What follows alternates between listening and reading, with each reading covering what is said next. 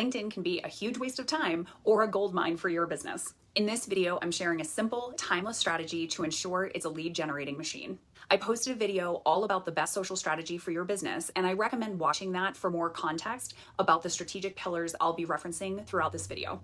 Stick around until the end of this video. I'm showing you where to find your own private link that will help you grow your LinkedIn following faster. LinkedIn isn't just for job seekers. You can leverage your personal profile on the platform to get more business. But before we blow up your following on the platform, I want to give you the tools to secure your LinkedIn assets and protect them from hackers. I've created a free guide that will walk you through securing and verifying your profile with screenshots and clear instructions, and I threw another bonus guide in there for you too. You can get instant access from the link below. Now that your LinkedIn assets are secured, let's dive into your strategy. First and foremost, is this the right platform for you to go all in on? Is this where the majority of your ideal client or customers hang out? Do you like creating the kind of content that's king on this platform? And most importantly, do you like hanging out on LinkedIn? If these are all a hell yes, then this is probably a great platform for you to go all in on this year. Next, you must have a funnel. Know the top 3 actions you want your audience to take and how you will capture their contact details and nurture them through the customer journey from there. Your calls to action on LinkedIn might be something like sign up, book a call, or work with me. Without a funnel in place, you're pouring prospects into a leaky bucket and just hoping they don't dribble out.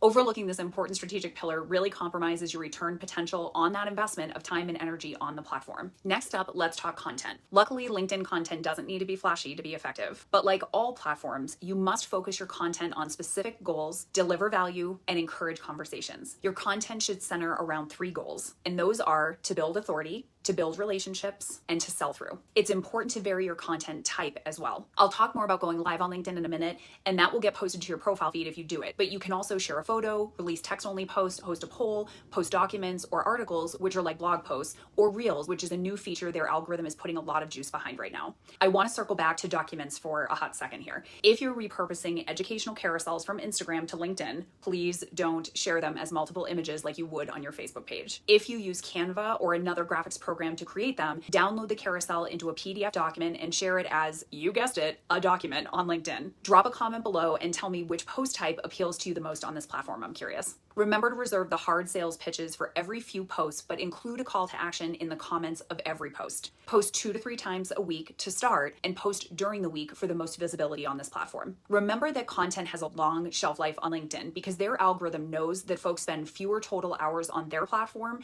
and they want content their creators release to be seen. Your connections and followers are most likely to see your content on this platform just like others. Next, let's talk about your profile. Your LinkedIn profile is a mini storefront, and most I look at for my clients aren't even close to optimized, so there's tons of opportunity there. Be honest, how long has it been since you last updated or even really looked at your own LinkedIn profile? Tell me below. We all do it. Your LinkedIn profile isn't a resume. It's a conversion tool for your business, which means it needs to be more about your ideal client or customer and less about you. It should clearly communicate who you help, how you help them, and present your top calls to action as a total no-brainer. Update your cover image and profile photos so they work together and independently in both desktop and mobile views. Your profile image should show your face very clearly and will ideally be a professional headshot. Carefully and thoughtfully review your whole profile with fresh eyes and this new perspective, and make the necessary edits to align to your goals. Update your features section and do it very strategically. 3 features will be visible and they can be created in that section or feature something you've already posted if you have something that performed really well. Wait, 3 features are visible and you have 3 top calls to action? Ooh. Feature each of your calls to action in that space. Use eye-catching graphics and include images of you where it makes sense to humanize your offers. Be sure your work history is clean and easy to scan. Personally, I collapsed my pre-business ownership work history into a single entry on my profile that speaks to my former career but doesn't detract from my current business listing. When someone visits your profile, they should immediately know the answers to these questions. Is this person for me? Do I trust them? And what's the next step here? Next up, let's talk about the 4th pillar of your LinkedIn strategy, engagement.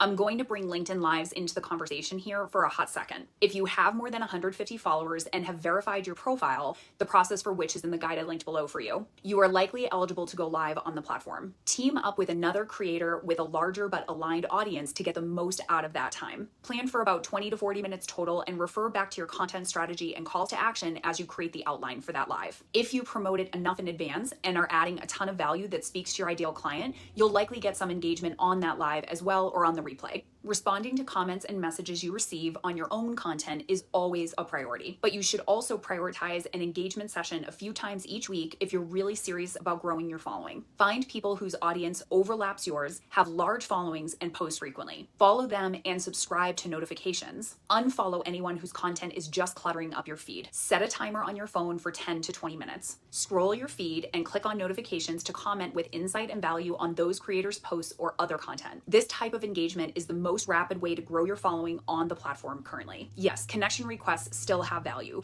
but those should be genuine and include a personalized note. There's a lot of strategy for growing connections and selling through messages that we just don't have time to chat about in this video. Next, let's talk about tracking. I dropped a bonus in the guide I linked below for you, showing you how to find your metrics. You can't improve what you don't measure, right? Track post impressions, total followers, and profile views. You should also track the traffic coming to your website with LinkedIn as the source. That's your ultimate conversion, really. Anytime a prospect reaches out by private message and wants to know more about what you do, follow up with them. Don't lose that lead. You should see steady growth month over month on these metrics. If you want support to build a personalized strategy for LinkedIn that works for your specific business and for you, book a power hour with me. You'll get a recording, detailed notes, and clear and actionable next steps. I've linked it below for you if it feels aligned. Now let's dive into that tip I promised I'd share at the start of this video.